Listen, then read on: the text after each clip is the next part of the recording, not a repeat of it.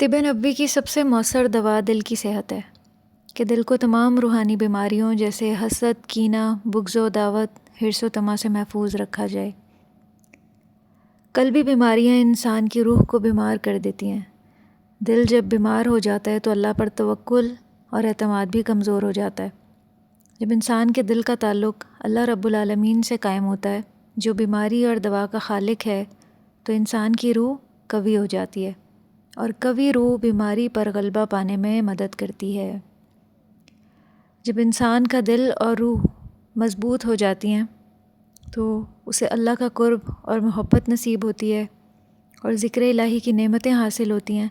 تو ایسا انسان اللہ پہ توکل کرتے ہوئے جب اللہ سے مدد طلب کرتا ہے تو یہ کیفیت اس کے لیے سب سے بڑی دوا ثابت ہوتی ہے، اور اس سے حاصل ہونے والی زبردست قوت سے بیماری بالکل ختم ہو جاتی ہے۔